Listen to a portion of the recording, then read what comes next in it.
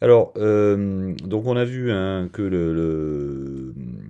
l'ONU, hein, il reposait sur cette série d'institutions, avec des résolutions hein, qui sont de trois types, hein, avec une gradation des positions recommandations jusqu'aux opérations militaires, lesquelles hein, sont formées non pas avec, comme c'était prévu au début, l'armée de l'ONU, mais avec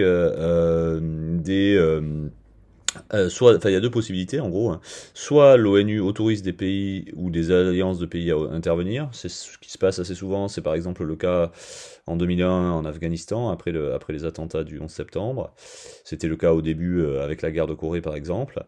Soit, autre possibilité, vraiment l'ONU va prendre le commandement, mais en demandant des troupes évidemment aux pays qui sont signataires. D'accord. Et ça, ce sont les casques bleus. Cette ONU naît de la Charte des Nations Unies qui est signée aux États-Unis, vous voyez à San Francisco, hein. D'ailleurs le siège, hein, vous savez, est à New York, le 26 juillet 45, d'une initiative américaine, hein. Ce sont les présidents, donc le président Roosevelt est mort à ce moment-là, et avec son successeur Truman, qui veulent corriger les erreurs de la SDN. Évidemment, là, on est encore, enfin, il faut le situer dans le contexte de la guerre, c'est-à-dire d'une part qu'il y a eu des conférences en amont à Yalta et à Téhéran qui ont préparé hein, ce projet de l'ONU, hein, évidemment qui a été discuté avant d'être voté, et d'autre part qu'on est encore dans la guerre, c'est-à-dire qu'en Europe c'est terminé, on est le 8 mai, mais là il reste la question du Japon, hein, qui finalement ne capitulera qu'en septembre, 2 septembre. On est une semaine à peu près avant la bombe atomique, hein. Donc on est quand même hein, toujours dans cette idée que la paix n'est pas gagnée, hein. Alors l'ONU, dans la charte, hein, on prévoit le fonctionnement et on affirme, hein, comme toujours, hein, il faut commencer par affirmer quels sont les grands principes. Ces principes, c'est évidemment d'abord la paix. Donc l'idée c'est de régler les tensions par le droit, c'est ce qu'on appelle le pacifisme juridique, avec un organisme, hein, on l'a dit, qui est celui de la sécurité collective. C'est-à-dire que la sécurité de chacun dépend de la sécurité de tous, comme on l'a précisé. Deuxième élément qui est reprécisé, ce sont les droits de l'homme. Alors les droits de l'homme, il va y avoir une nouvelle déclaration des droits de l'homme qui approfondit celle qui existe déjà, parce qu'évidemment, entre-temps, il y a eu le génocide, et donc l'ONU met ça aussi dans ses objectifs. Il y a non seulement une égalité des hommes, mais il y a aussi une égalité des nations, d'accord. On est dans un contexte qui commence à être celui de la décolonisation. Il y a encore les empires coloniaux, mais déjà, il y a pas mal de pays qui ont acquis leur indépendance, et ça va faire que ça croître, hein. Globalement, entre la cinquantaine de pays, il y avait 50 pays à la création, maintenant il y en a 193, donc il y en a une multiplication par 4 qui est beaucoup liée hein, à la décolonisation. Et il s'agit hein, de résoudre évidemment l'ambiguïté qui était là, on l'a vu, hein, avec la SDN. Alors ça veut dire du coup que bah, la Chine, avec 1,4 milliard d'habitants, a le même nombre de voix que le Luxembourg, par exemple. Ce qui peut quand même poser question, mais qui est un principe hein, tout à fait central hein, pour l'ONU, et qui là, pour le coup, est un héritage westphalien. C'est-à-dire les États sont vraiment ceux qui décident de la guerre et de la paix. Et le dernier élément, c'est la volonté d'encourager la coopération entre les États, coopération qui ne doit pas se limiter à la question de la paix. Là aussi, il y a déjà des éléments comme ça dans la SDN, mais on va plus loin. On peut dire du coup que l'ONU, par rapport à la SDN, va vraiment mettre l'accent sur ce qu'on pourrait appeler une paix positive. On a déjà expliqué ce qu'était cette notion, donc il s'agit vraiment non seulement d'agir sur la paix en elle-même en imposant l'arrêt des combats, hein, mais d'agir sur les causes de la guerre, d'accord. Donc d'agir en amont. C'est en ça qu'on peut parler de paix positive, notamment hein, par les actions sur le développement hein, ou sur la démocratie qui vont être menées hein, par l'ONU. Donc pour ça, on va notamment créer des agences spécifiques comme l'UNICEF par exemple hein, pour l'éducation et les enfants, comme l'UNESCO pour la culture, hein, avec l'idée que le dialogue culturel est nécessaire à la paix, hein, c'est-à-dire que la guerre à l'inverse naît de l'incompréhension entre les pays, les questions de santé hein, avec l'OMS, donc tous ces éléments-là font partie de cette volonté de créer une paix positive. Du point de vue de l'organisation, on retrouve d'abord quelque chose qui pourrait s'assimiler aux trois pouvoirs, avec le pouvoir législatif qui serait celui de l'Assemblée générale, avec donc là vraiment le principe un État, un siège, qui adopte des résolutions. Alors cette Assemblée générale, elle adopte des résolutions qui sont pas contraignantes pour les pays qui n'ont pas signé ces résolutions. Donc ces résolutions, elles doivent être adoptées aux deux tiers. et les États qui ont signé doivent les appliquer, mais pas les autres. D'accord? C'est une différence avec le Conseil de sécurité. Donc ça, c'est déjà le premier élément. Alors évidemment, donc elle se réunit une fois par an, hein, en septembre. Ça, c'est aussi un lieu de dialogue, hein. C'est-à-dire qu'il y a beaucoup de choses qui se passent dans les couloirs, hein, qui sont très importantes. Et elle va aussi se charger d'élire, hein, le secrétaire général, hein, qui lui assure l'intendance, le quotidien, hein, avec les 5000 fonctionnaires de l'administration de l'ONU. Deuxième élément, le Conseil de sécurité. Donc là, c'est l'exécutif, hein, chargé du maintien de la paix. Donc vous savez, 5 membres permanents, je vous les rappelle pas, hein, dotés du droit de veto, qui va décider des sanctions ou des interventions militaires. Donc c'est de lui, hein, finalement, que dépend la crédibilité des résolutions, et donc c'est sur lui aussi que vont se focaliser, on le verra, les critiques de l'ONU. Et enfin, dernier élément, le pouvoir judiciaire, c'est celui de la Cour internationale de justice qui siège à La Haye et qui va s'occuper, hein, des litiges internationaux. Alors, on va regarder plus précisément cette question du Conseil de sécurité avec le document 1 de la page 132 de votre manuel. Donc, avec ce célèbre chapitre 7, hein, donc qui date vraiment de la charte, hein, du 26 juin. Donc je vous laisse regarder le texte. Si je lis rapidement, action en cas de menace contre la paix, de rupture de la paix, d'acte d'agression, article 39, le Conseil de sécurité constate l'existence d'une menace contre la paix, d'une rupture de la paix ou d'un acte d'agression, et fait des recommandations, ou décide quelles mesures seront prises conformément aux articles 41 et 42 pour maintenir et rétablir la paix et la sécurité internationale. Le Conseil de sécurité peut décider quelles mesures n'impliquant pas l'emploi de la force armée doivent être prises pour donner effet à ces décisions et peut inviter les membres des Nations Unies à appliquer ces mesures. Euh, Donc article 41, le Conseil de sécurité peut décider quelles mesures n'impliquant pas l'emploi de la force armée doivent être prises pour donner effet à ces décisions et peut inviter les membres des Nations Unies à appliquer ces mesures. Celles-ci peuvent comprendre l'interruption complète ou partielle des relations économiques, des communications ferroviaires, maritimes, aériennes, postales, télégraphiques, radioélectriques et autres moyens de communication, ainsi que la rupture des relations diplomatiques. Et enfin, article 42, si le Conseil de sécurité estime que les mesures prévues à l'article 41 seraient inadéquates et qu'elles se sont révélées telles, il peut entreprendre, au moyen de forces aériennes, navales, terrestres, toute action qu'il juge nécessaire au maintien et rétablissement de la paix et de la sécurité internationale. Cette action peut comprendre les démonstrations, des mesures de blocus et d'autres opérations exécutées par des forces aériennes, navales ou terrestres de membres des Nations Unies. Bien. Alors, donc, on voit à travers ce cas que c'est bien le Conseil de sécurité qui constate les menaces contre la paix. Donc, par exemple, la question c'est est-ce qu'il faut y faire entrer le terrorisme, et c'est lui qui décide des sanctions. Alors, quelles sanctions? Ben, on trouve la même chose que pour la SDN, embargo, blocus, mais désormais, hein, vous voyez qu'il n'y a pas que le blocus, il y a aussi d'autres opérations exécutées par les forces aériennes, donc ça veut dire qu'en gros, il peut aussi décider d'une opération militaire. Donc l'ONU va se doter de moyens plus importants, hein, que la simple SDN. Donc d'abord la possibilité de sanctions militaires qui vont s'ajouter aux sanctions économiques. Alors on l'a dit, soit par des forces conjointes, soit à partir de 56 par des casques bleus, des forces propres. Même si l'armée de l'ONU, l'armée permanente, n'a jamais vu le jour. Et puis, les moyens d'action, c'est aussi les agences spécialisées qui vont être chapeautées par un autre organisme. Donc ça fait on parle des 5 organismes de l'ONU, hein, l'Assemblée, le Conseil, la Cour de justice, le secrétaire général, et puis ce Conseil économique et social, qui, lui, hein, va se charger en gros de tout l'aspect développement, hein, en supervisant tout un tas d'agences spécialisées que j'évoquais, hein, l'UNESCO, la FAO aussi qui est très importante, hein, pour l'alimentation, l'agriculture, l'OMS, le FMI, hein, pour l'économie. Bon, tout ça, c'est une trentaine d'organismes qui gravitent, hein, autour de l'ONU. Conseil économique pour construire les conditions de la paix. Hop là. Alors, si on regarde maintenant le fonctionnement de cette ONU, et si on regarde la question du droit de veto. Si on regarde le graphique suivant, qu'est-ce qu'on constate? Enfin, là, vous avez ce document dans votre livre, à la page 31, ça c'est donc les opérations de maintien de la paix, c'est-à-dire l'envoi de militaires par l'ONU. Donc on voit ici de 48 à 68, donc 10 pendant 20 ans, de 69 à 88, 5 seulement pendant les 20 ans qui suivent, de 89 à 2009, là, brusquement 48, et puis là, on a simplement sur 10 ans, hein, et on en a à nouveau moins, seulement 7. Alors, qu'est-ce qui s'est passé? Qu'est-ce qui s'est passé? On le voit assez clairement ici. L'action de l'ONU, qui se traduit notamment par ses opérations de maintien de la paix, a été entravée pendant toute une partie de son histoire par l'utilisation des vétos.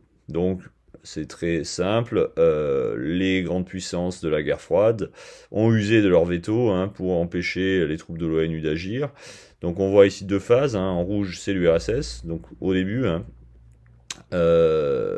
qui va bloquer, en gros toutes les situations où il y a les deux superpuissances qui interviennent, va être l'objet d'un veto. Donc au début, c'est surtout en fait l'URSS bloque parce qu'ils veulent faire admettre des nouveaux membres à l'ONU, avec la question du fait que l'URSS n'était pas vraiment un pays en soi, c'est-à-dire c'est une union des républiques, donc ils voulaient avoir plusieurs sièges correspondant à leurs différentes républiques. Donc, par exemple l'Ukraine, qui était à l'intérieur de l'URSS, mais qui va avoir un siège à part progressivement, donc ça va être admis, mais c'est un facteur du coup ils mettent leur veto à tout au début. Donc sur les 301 fois où le droit de veto a été utilisé depuis 45, il y a presque la moitié qui est pour l'URSS et ensuite pour la Russie. La deuxième phase, c'est plutôt les États-Unis, donc ils l'ont utilisé eux 86 fois. Et qui eux aussi dans la deuxième vont finalement répondre et sont plus présents, disons, dans cette deuxième phase de l'histoire de l'ONU. Et puis là, qu'est-ce qui se passe? 89, c'est la fin de la guerre froide, et donc brusquement, on a l'impression que l'ONU va pouvoir fonctionner parce que il n'y a plus ce blocage systématique des grandes puissances. Alors on a trouvé quand même à certains moments des moyens d'éviter ce blocage. On voit ici d'autres couleurs en bleu clair et en bleu je dirais, ciel ici, qui correspondent au Royaume-Uni et à la France, qui vont être bloquantes dans cette phase-là, qui correspond globalement qui correspond surtout sur cette phase-là à la décolonisation et à ses suites. C'est-à-dire que ces deux puissances bloquent les interventions sur ce qu'elles estiment être leur zone de souveraineté, zone d'influence. Ça va particulièrement être le cas en 1956, c'est la crise de Suez. Et il y a une solution qui va être trouvée, c'est l'utilisation de l'envoi de troupes par l'Assemblée générale. C'est comme ça qu'on va comme ça qu'on va réussir à débloquer le système. C'est une force d'urgence qui s'appelle les casques bleus. Donc les casques bleus apparaissent en 1956. Ce sont des troupes qui ne sont pas issues des grandes puissances impliquées dans la guerre. Bon, en fait, du coup, on a l'impression quand même, si on regarde ce qui se passe pendant la guerre froide, que l'ONU est assez impuissante. Finalement, ce qui empêche le conflit entre URSS et États-Unis de dégénérer, c'est évidemment pas l'ONU, c'est plutôt la dissuasion nucléaire qui paraît être le plus efficace, voire même l'existence de systèmes d'alliance un peu à l'ancienne, comme la Première Guerre mondiale, comme l'OTAN ou le pacte de Varsovie. Donc une phase qui est plutôt, du point de vue militaire en tout cas, du point de vue du respect de la paix par l'imposition d'interventions armées, une phase plutôt d'échec. Alors, quand la guerre froide s'arrête, on a brusquement l'idée que l'ONU va pouvoir fonctionner, et c'est donc ce qu'on va voir maintenant. Donc, un acteur central dans la paix mondiale. Donc là, je vous renvoie à l'activité sur votre polycopier, aux questions à propos de la vidéo sur Kofi Annan. I, Kofi Annan, solemnly swear to exercise in all loyalty C'était le 13 décembre 1996. Kofi Annan devient le 7e secrétaire général des Nations Unies. Il a 58 ans et déjà une longue carrière de diplomate derrière lui. Une carrière marquée par des succès diplomatiques, mais aussi par des échecs qu'il regrettera toute sa vie. Kofi Annan est né dans une famille aristocratique ghanéenne. Il a fait ses études au MIT, aux États-Unis. En 1962, il entre à l'ONU. Mais 2 ans avant de devenir le chef de l'organisation, il essuie 2 échecs majeurs. En 1994, il est sous-secrétaire général au département du maintien de la paix quand éclate le génocide au Rwanda. Malgré la présence de casques bleus, les massacres continuent. Pire, les effectifs des soldats de la paix sont même réduits pendant les tueries. En 1995, lors de la guerre en Bosnie, l'ONU est une nouvelle fois impuissante. Les forces serbes massacrent des milliers de musulmans à Srebrenica. Ces deux moments sanglants marqueront durablement Kofi Annan. Il va renforcer l'implication des casques bleus dans la résolution des conflits. Pendant ces 2 mandats, leur nombre passera de 20 000 à 90 000. En 2001, son engagement pour la paix est récompensé par un prix Nobel qu'il partagera avec l'ONU. Mais en 2005, son image est ternie par des accusations de corruption dans l'affaire dite « Pétrole contre nourriture ». Une enquête l'innocentera, mais son nom restera accolé au scandale. Parfois perçu comme un pacifiste sans pouvoir, Kofi Annan a su aussi tenir tête aux grandes puissances. En 2003, il qualifie l'intervention américaine en Irak d'illégale, car l'opération militaire n'a pas été entérinée par le Conseil de sécurité. En février 2012, médiateur dans la guerre en Syrie, il jette l'éponge après 5 mois. Il accusera les grandes puissances d'avoir transformé sa médiation en mission impossible. Avec l'Afrique, Kofi Annan gardera des relations étroites, même après la fin de son mandat onusien.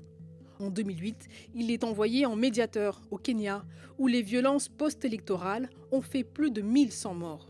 Il réussit à arracher un accord de partage du pouvoir entre les 2 camps. Il s'est aussi engagé dans la résolution du conflit entre l'Éthiopie et l'Érythrée. Les 2 États se sont officiellement réconciliés il y a quelques semaines, après des décennies de guerre. Le diplomate était actif sur le continent via la fondation qui porte son nom. Nous l'avions rencontré en octobre 2017. Il avait un message pour les vieux autocrates africains avec qui il n'entretenait pas des relations faciles. Presidential term limits are necessary, particularly in situations where presidents don't want to leave office. My advice to all these leaders is they should move on once they've done their terms. And I can assure them they can have very exciting lives outside the presidency. And if they doubt what I'm saying, they should go and talk to a few of their friends who have left office and are living a happy life. Sa fondation, qui réunit des personnalités politiques et économiques, travaille sur la lutte contre l'évasion fiscale et la bonne gouvernance en Afrique. Kofi Annan, dernièrement, s'inquiétait du rôle des réseaux sociaux sur le résultat des élections. Elections were normally supposed to be peaceful and democratic rotation of leadership. Today it leads to war, it leads to conflict. We've seen it around the continent and on other continents. Now we are seeing how social media and cyber security is being exploited in elections. If countries like US and European countries are having problems, you can imagine the threat this poses to some of the smaller third world countries. So we are doing quite a lot of work on this.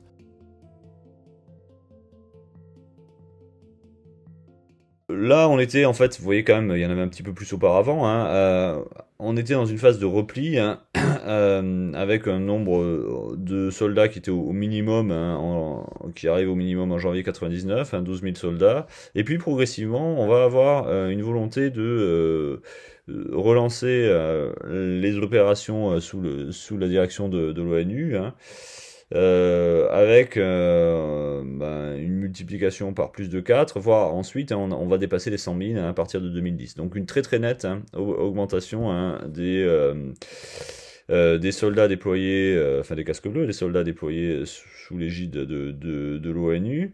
Alors pourquoi? Bon, d'abord, évidemment, là vous voyez, hein, on a plusieurs conflits, donc Sierra Leone, RDC, Libéria, Soudan, qui sont des conflits en Afrique, hein, qui sont souvent des guerres civiles. Donc il y a une raison qui pourrait être qu'il y a une multiplication des conflits et que l'ONU, du coup, est obligée d'envoyer des soldats. C'est vrai, et en particulier dans des espaces hein, qui sont pas les espaces prioritaires d'action des grandes puissances. Et donc où l'ONU peut plus facilement intervenir parce que c'est un peu moins disons les chasses gardées ni des États-Unis, ni de l'URSS et puis après de la Chine. Le deuxième est donc ça pourrait être la première explication. Deuxième explication, on a aussi, je voulais me marquer sur le polycopier, une nouvelle vision des choses qui est définie par Kofi Annan, qui s'adresse ici à l'Union africaine. Il est secrétaire encore à ce moment-là, on est en 2005.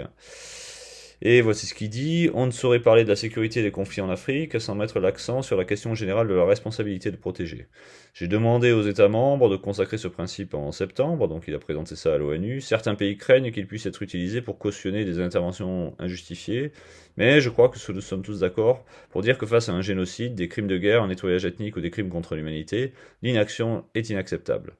En fait, l'acte constitutif de l'Union africaine, donc c'est l'organisation de tous les États d'Afrique, il s'adresse à cet organisme, prévoit des mesures d'intervention dans les situations de ce type. Vous conviendrez que l'organisation mondiale qu'est l'ONU se doit de placer la barre au moins aussi haut. Donc bon, si l'organisation de l'Union africaine, l'OUA, fait ça, l'ONU évidemment doit le faire aussi. Les êtres humains menacés par des crimes aussi terribles sont en droit d'attendre une protection non seulement de la part des pays voisins, mais de la communauté internationale tout entière.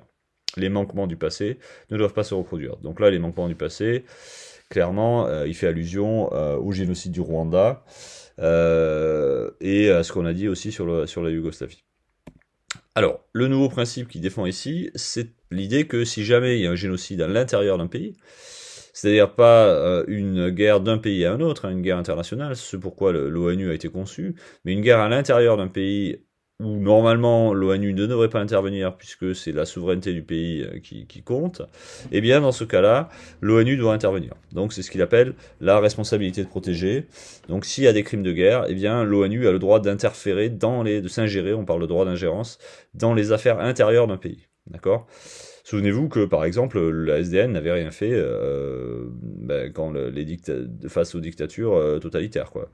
Et puis là, beaucoup plus récemment, on a une partie d'un pays qui a massacré et exterminé l'autre. C'est ce que Kofi Annan a vu en 94 au Rwanda.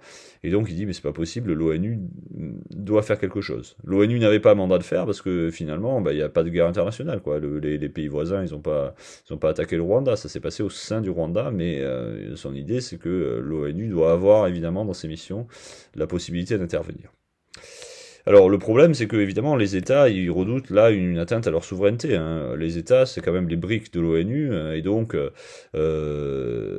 ils craignent qu'avec ce type de mesures, eh bien leurs affaires soient compromises, quoi. Qu'on vienne s'ingérer dans ce qu'ils font. Il faut bien voir qu'à l'ONU, vous avez beaucoup de dictatures. Il n'y a pas que des démocraties. Donc, les dictateurs qui siègent ou qui ont leur représentant qui siège à l'ONU, ils voient ça d'un œil pas forcément très favorable. Alors, ce que montre aussi le texte, c'est que l'ONU n'est pas évidemment la seule organisation internationale qui va agir pour la paix. Ça, c'est une tendance qui va se développer de plus en plus. Ici, il y a d'abord des États, et puis aussi ici l'Union africaine, c'est-à-dire une organisation d'États. Donc l'ONU finalement s'inscrit dans un ensemble d'acteurs qui veillent à la défense de la paix. Alors, donc, là, je reviens à ce que j'ai dit là. Pourquoi est-ce que le nombre de soldats de l'ONU monte ? Parce que Kofi Annan impose l'idée d'un droit d'ingérence qui est en contradiction avec l'ordre westphalien. C'est-à-dire que du coup, on impose aux États quelque chose, on va s'ingérer, disons, dans leurs affaires, alors que selon le système westphalien, ce sont les États et seulement les États qui sont la base de l'ordre international. Donc, exemple de ça, la création en 98 de la Cour pénale internationale, qui est un tribunal chargé de juger les crimes de guerre. Donc, même si les habitants du pays veulent pas les juger, eh bien, ce tribunal va pouvoir interférer dans cette affaire. D'accord? Donc ça, c'est un premier aspect, disons, de l'élargissement des missions de l'ONU. Deuxième aspect, c'est ce qu'on va voir ici avec une mission de l'organisation au Sierra Leone, donc une guerre civile notamment en 91-92, et il y a une mission des Nations Unies, une OMP, une organisation du maintien de la paix, comme on dit, qui a pour objectif de faire la transition vers la paix. Alors, cette mission des Nations Unies, qui s'appelle la MINUSIL, va avoir achevé avec succès son mandat en 2005, nous dit l'ONU à cette date.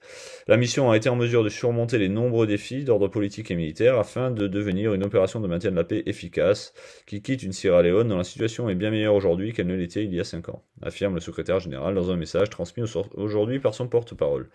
Il s'agit de Kofi Annan. Parmi les nombreux succès de la mission, rappelle Kofi Annan, il importe de souligner le désarmement, la démobilisation et la réintégration de quelques 75 000 ex-combattants, le rôle central joué dans la préparation à la tenue des élections de 2002 et 2004, l'assistance cruciale apportée à la sécurité et la formation dispensée à ce secteur, le soutien à la commission Vérité et Réconciliation, qui doit permettre de juger en partie les coupables, l'assistance au gouvernement dans la prise de contrôle et la gestion des mines de diamants, et enfin la protection apportée au tribunal spécial pour la Sierra Leone. Le peuple de la Sierra Leone, assisté par la communauté internationale, a engagé le pays sur la voie de la reconstruction économique. Cependant, beaucoup reste à faire, insiste Kofi Annan, donc le secrétaire général. L'Organisation des Nations Unies restera active dans le pays en assistant le gouvernement et le peuple sierra-léonais à trouver des solutions aux causes profondes du conflit et à développer le potentiel du pays. Bien, alors du coup, en quoi est-ce que là, on peut dire qu'on a une paix positive? Quels sont les éléments qui vont rentrer là-dedans? D'abord, on voit qu'on va chercher à créer des conditions qui vont empêcher, même si la paix a été conclue, la guerre de repartir. La paix positive, c'est vraiment l'idée d'une paix sur le long terme, donc on agit sur les causes de la guerre.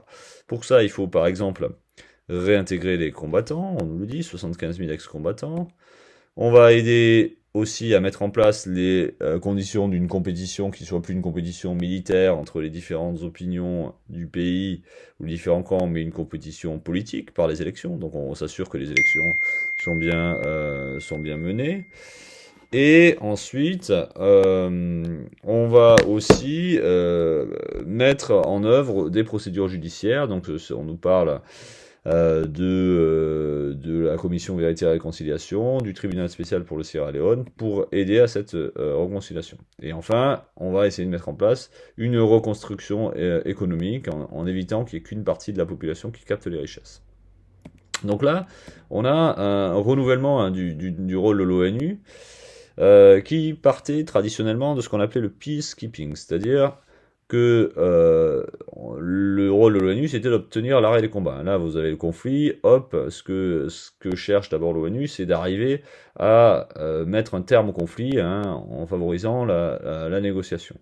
Alors, premier élargissement sur ce qui se passe après cette paix, ce qu'on appelle le peace building, donc en essayant de mettre en place les conditions de l'état de droit, donc conditions politiques, avec la démocratie, et juridiques, les conditions évidemment économiques, c'est-à-dire que évidemment les tensions sont aussi créées par la pauvreté, donc trouver les moyens de développer, d'avoir une certaine prospérité pour que la guerre ne reparte pas. Et enfin, il y a un troisième élément qui correspond aussi à ce qu'on a dit sur le génocide, c'est-à-dire que même pendant le conflit, l'ONU va désormais considérer qu'elle va pouvoir intervenir militairement pour mettre comme troisième acteur, même si ceux qui font la guerre sont pas d'accord, c'est ce qu'on va appeler le peace enforcement, qu'on appelle aussi les opérations de troisième génération. Par exemple, en imposant par la force des corridors humanitaires dans des zones qui sont en pleine guerre civile. Donc ça, c'est un apprentissage des échecs de la guerre de Yougoslavie. Alors cette idée d'insister sur la paix positive, donc sur l'après signature du traité de paix, va plus largement avec une réorientation de l'ONU sur la question du développement. Qui devient, à partir des années 2000, un enjeu absolument majeur. Là aussi, c'est sous le mandat de Kofi Annan. Alors en 2000, l'ONU va fixer une liste d'objectifs qu'on appelle les objectifs du développement, les objectifs du millénaire pour le développement, les OMD. qui doit aller jusqu'à 2015, donc avec un certain nombre de critères. Donc il y a l'économie, mais il va aussi y avoir l'éducation, l'égalité entre les gens, voilà, ce genre de choses, et qui vont être élargis et approfondis après 2015 pour donner les objectifs pour le développement durable, les ODD. Et on est toujours là-dedans. Donc il y a en fait un certain nombre de grands objectifs qui se divisent en sous-chapitres, hein, qui eux vont être chiffrables. Bah, par exemple, on veut promouvoir l'égalité entre les hommes et les femmes, et donc on va regarder les taux de scolarisation. Est-ce que les garçons et les filles sont scolarisés à égalité? Et si c'est pas le cas, les pays sont invités à mettre en œuvre des mesures qui doivent empêcher, enfin lever les faits qui bloquent, par exemple le fait que les filles aillent pas à l'école. Enfin, donc voilà, donc en fait c'est des grands objectifs qui se sous-divisent en objectifs plus précis et donc plus faciles à mesurer. Alors ceci dit, hein, les résultats de l'action de Kofi Annan sont limités, hein.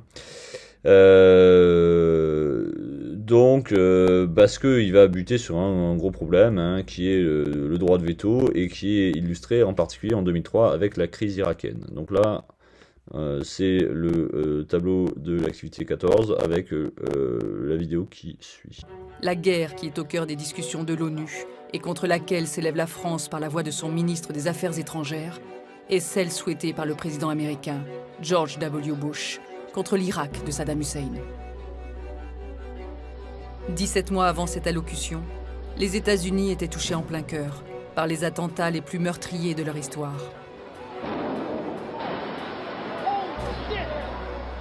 En quelques minutes, ce 11 septembre 2001, Manhattan sombrait dans la poussière.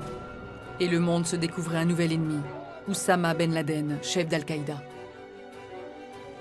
Un an plus tard, après avoir déclaré la guerre aux talibans d'Afghanistan, le président américain se rend à l'ONU. À la tribune de l'Assemblée générale, il demande à la communauté internationale d'agir contre l'Irak, où prolifèrent, selon lui, le terrorisme et les armes de destruction massive. Saddam Hussein's regime is a grave and gathering danger. To assume this regime's good faith is to bet the lives of millions and the peace of the world in a reckless gamble. And this is a risk we must not take. George Bush, il dit Saddam Hussein est un énorme problème, il n'applique pas les résolutions du Conseil de sécurité, c'est une situation qui est absolument intolérable, qu'il faut régler. Et il faut adopter des résolutions qui seront très fermes et il a intérêt à les appliquer. Parce que si elles ne sont pas appliquées, à ce moment-là, il parle, il utilise des conséquences graves, enfin il donne des expressions qui montrent qu'il y aurait l'usage de la force, et en toute hypothèse. Depuis la création de l'Organisation des Nations Unies, seule une menace sur la paix peut justifier une entrée en guerre. À l'automne 2002, la situation en Irak divise les membres permanents du Conseil de sécurité. Les États-Unis, soutenus par la Grande-Bretagne, sont favorables à une résolution qui autorise, en cas de non-coopération, l'usage de la force. La France, appuyée par la Russie et la Chine, refuse d'imaginer pour l'heure ce scénario. Le 8 novembre 2002, une première résolution est votée. Cette résolution 1441 donne un rôle très important aux inspecteurs. Ils vont porter l'évaluation, ils vont, si on trouve des choses, contrôler leur destruction, et ils vont faire rapport au Conseil de sécurité. Au début de l'année 2003, alors que les inspections commencent à peine, les États-Unis déploient leurs premières unités dans le Golfe. Dans les couloirs de l'ONU, on s'interroge. George W. Bush serait-il prêt à partir en guerre sans l'accord du Conseil de sécurité? Le 19 janvier, le chef de la diplomatie américaine, Colin Powell, confirme la détermination de son pays au ministre français des Affaires étrangères. Colin Powell dit à Dominique de Villepin que le président est déterminé et donc ils vont y aller. Alors, ils vont y aller, quel que soit le résultat des inspections. C'est un problème. On vient d'adopter une résolution qui donne sa chance aux inspections, et on dit que l'on ne pourrait utiliser la force que si le Conseil de sécurité le décidait, après avoir constaté que les inspections ne fonctionnent pas et qu'il y a une violation flagrante de la part des Irakiens. le compte à rebours est lancé. Les sourires et les poignées de main ne sont plus que de façade. Le 23 janvier, le secrétaire à la défense américaine, Donald Rumsfeld, attaque par le verbe la France et son principal allié en Europe, l'Allemagne. You're thinking of Europe as Germany and France. I don't. I think that's old Europe. Quelques jours plus tard, le 5 février, l'Amérique poursuit son offensive diplomatique. À la table du Conseil de sécurité, Colin Powell présente des preuves qui, selon les services de renseignements américains, démontrent l'existence d'armes de destruction massive en Irak.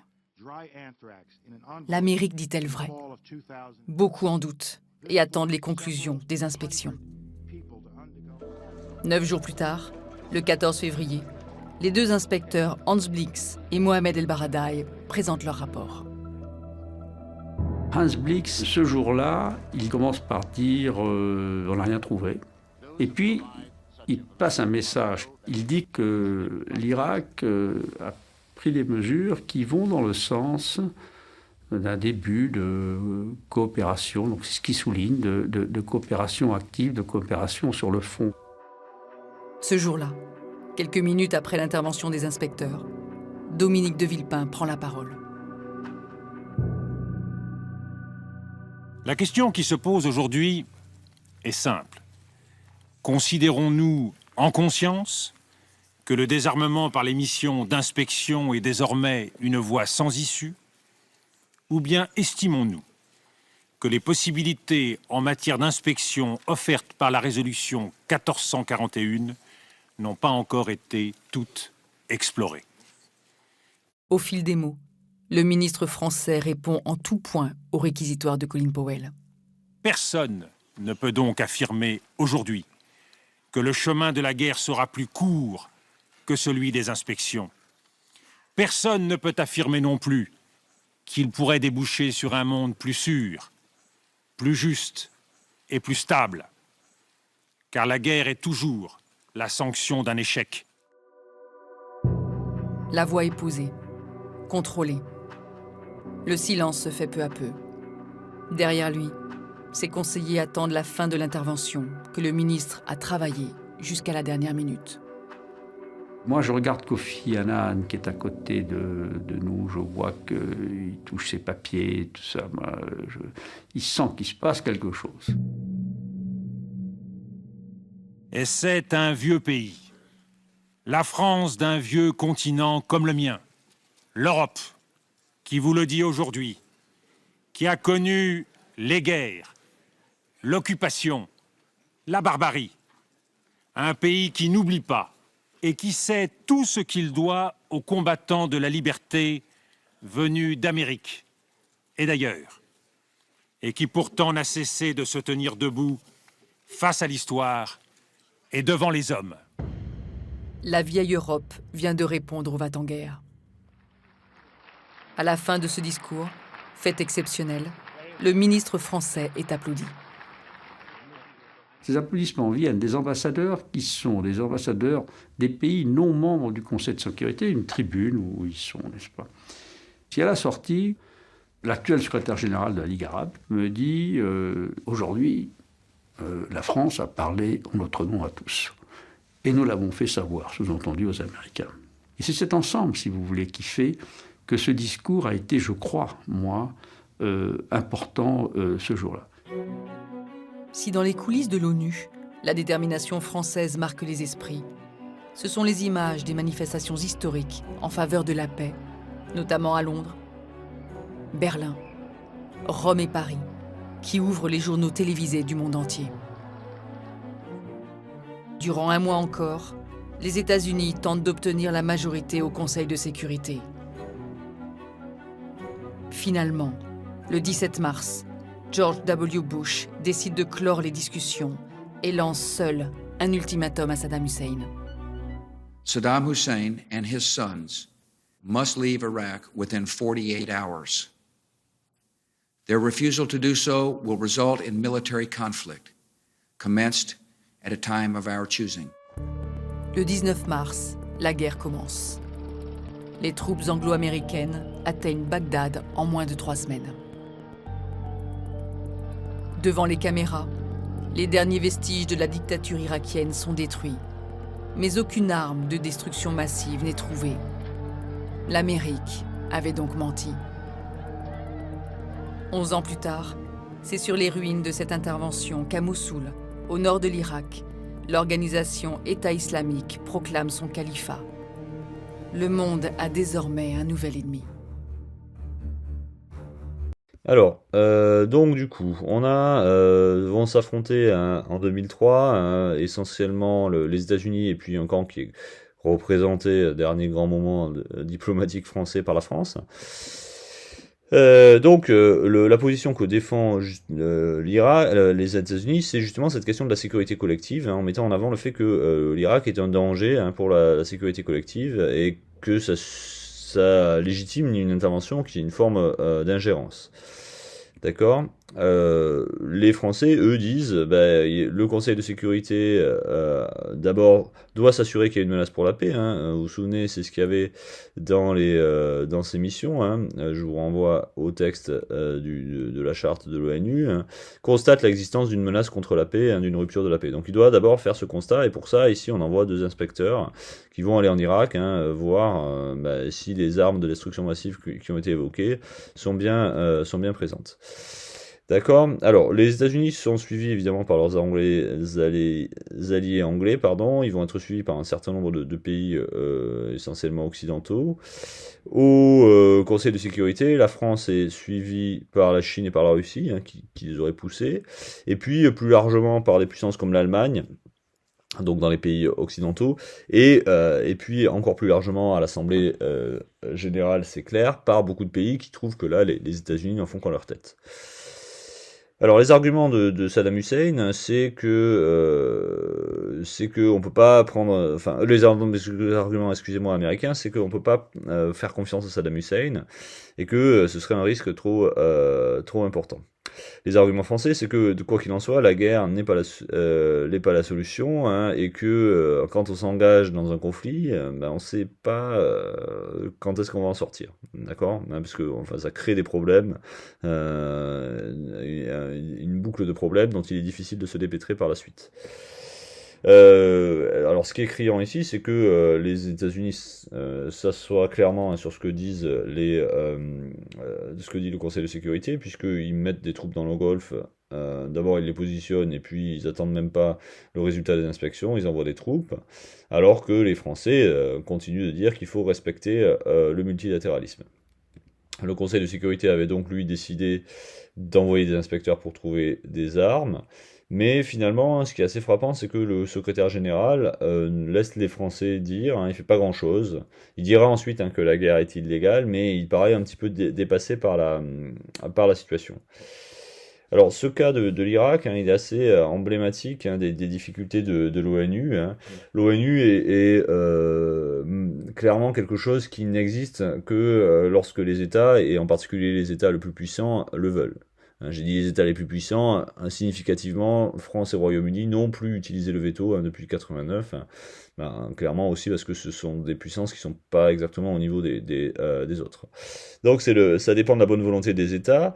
Alors, on l'a vu pendant la guerre froide, ça a marché globalement quand même, il y a eu plus d'opérations très nettement dans les années 90, au nom parce qu'il y avait un accord au sein du Conseil de sécurité, donc quand le Conseil de sécurité est d'accord, ça peut aller assez vite, mais dès qu'il y a un blocage, ça bloque tout. Dans les années 2000, c'est plutôt les États-Unis qui ont bloqué, et après 2011, c'est surtout la Russie qui refuse en particulier une intervention en Syrie.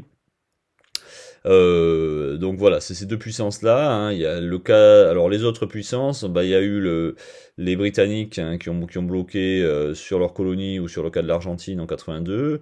La France au sujet de l'Algérie, des Comores, donc des questions coloniales. Voilà. Plus récemment, en fait, on a à nouveau une espèce de retour de la logique de guerre froide avec la Russie qui bloque régulièrement sur la Syrie. Elle a utilisé plus de 15 fois son veto pour empêcher des sanctions contre Bachar el-Assad. La Chine bloque aussi dès qu'il s'agit de soit du Tibet, de Taïwan, soit de ses alliés, hein, la Birmanie en Asie, le Zimbabwe en Afrique, et évidemment les États-Unis bloquent aussi dès qu'il s'agit d'Israël.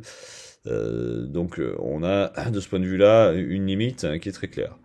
Alors, du coup, on a une option qui serait de réformer hein, ce droit de veto. Alors, il y a plusieurs propositions en ce sens. En 2013, donc au moment en fait d'une possible intervention en Syrie et de l'utilisation des armes chimiques par Bachar al-Assad, la France a proposé de se passer du droit de veto quand il y avait des opérations qui impliquaient des crimes de masse. Donc en gros ici de se passer du droit de veto russe. Le Liechtenstein, donc il y a une voie, hein, lui aussi, hein, comme la Chine, hein, a proposé de passer outre. En fait, s'il y avait qu'un seul des pays sur les 15 du Conseil de sécurité qui s'opposait, hein, enfin disons que si les 14 autres pays du Conseil de sécurité s'opposaient à un veto, eh bien on ne tenait pas compte de ce veto. Donc il y a des réflexions, disons, dans ce sens. Le deuxième élément, c'est qu'évidemment, le principe même du Conseil de sécurité pose problème, hein, de ce côté inégalitaire. Donc on pourrait proposer de supprimer le Conseil de sécurité, hein, c'est quelque chose qui existe, mais globalement l'idée c'est plutôt d'intégrer dans le Conseil de sécurité des représentants des nouvelles puissances, c'est-à-dire on a deux puissances européennes qui sont maintenant des puissances moyennes, la France et le Royaume-Uni, qui ont des sièges permanents, alors qu'il n'y a rien pour l'Afrique, il n'y a rien pour l'Amérique latine, il n'y a pas l'Inde, il n'y a pas le Brésil, et même en Europe il n'y a pas l'Allemagne, il n'y a pas le Japon. Évidemment, ça c'était des pays vaincus de la Deuxième Guerre mondiale. Alors, le problème, c'est que ça bloque. Hein. La Chine s'oppose systématiquement à une réforme qui favoriserait ses rivaux, que ce soit l'Inde ou le Japon. Les États africains, ils sont pas d'accord entre eux. Hein. Il y a le Nigeria, l'Afrique du Sud et l'Égypte, hein, qui sont un peu les grandes puissances, surtout le Nigeria et l'Afrique du Sud maintenant du continent. Hein, donc ils sont pas d'accord entre eux.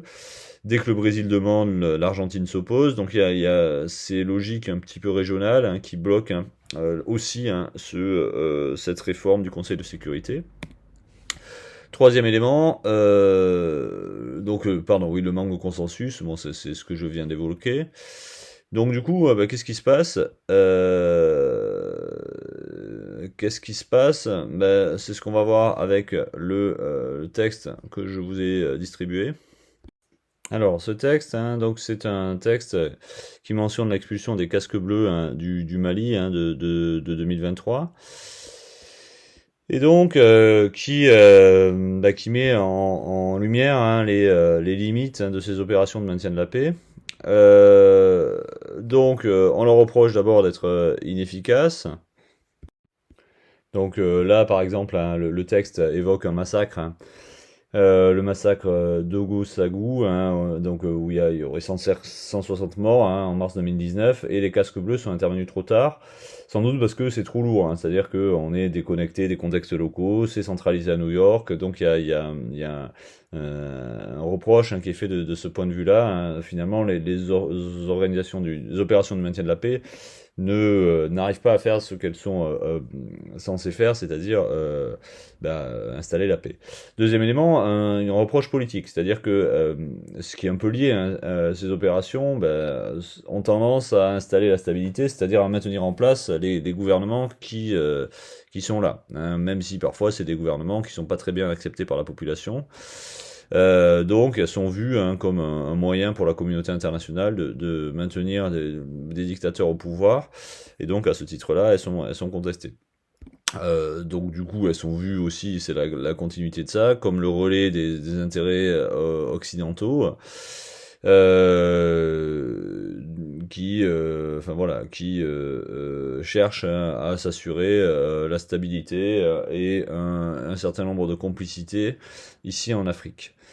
Et enfin, on leur reproche de durer trop longtemps. Là, c'est aussi lié à ce qu'on a dit sur les évolutions des conflits, c'est-à-dire que comme on a des conflits qui sont plus clairement des guerres, on ne sait pas très bien quand est-ce qu'on en sort, hein, puisqu'on a des insurrections et du terrorisme djihadiste. Eh bien, quand est-ce que les casques bleus doivent partir, quoi. Donc, et plus ils restent, plus ils sont contestés, et en même temps, s'ils partent, on peut pas vraiment dire non plus que la paix soit là. Mais en fait, là, on voit aussi l'inadaptation de l'ONU à la transformation des types de conflictualité. Hein, on l'a déjà dit, sur le côté international, intranational, et aussi hein, sur ici une guerre ou des situations qu'on a du mal à qualifier, mais finalement on ne sait pas très bien quand est-ce que la paix est arrivée. Du coup, on se tourne vers d'autres solutions. Alors, des solutions à plus petite échelle, on l'avait déjà évoqué avec Kofi Annan plus haut, c'est-à-dire partenariat avec d'autres pays, et puis autre nouveauté, hein, les sociétés militaires privées, hein, comme Wagner, qui permettent de disposer rapidement de troupes sans trop se poser la question hein, de la légitimité politique. Hein. Ok. Alors, globalement, hein, la multiplication des OMP a rendu leur coût important, c'est de plus en plus complexe, hein, avec des résultats qui sont parfois pas très intéressants, même s'il faut rappeler hein, quand même hein, qu'il y en a deux tiers hein, qui sont au succès. Hein. Donc les missions qui ont échoué à arrêter les hostilités, voire qui parfois se sont retrouvés complices hein, de dictatures. Donc voilà, si on dit que les troupes de l'ONU doivent interférer dans les affaires internes des pays, comme le pensait Kofi Annan, ça veut nécessairement dire qu'ils vont prendre parti. Hein, ça veut dire qu'ils vont prendre parti, par exemple, pour un gouvernement contre une révolte, et ça veut forcément dire que du coup, ils s'exposent à l'hostilité de la population, et donc leur légitimité, elle est questionnée.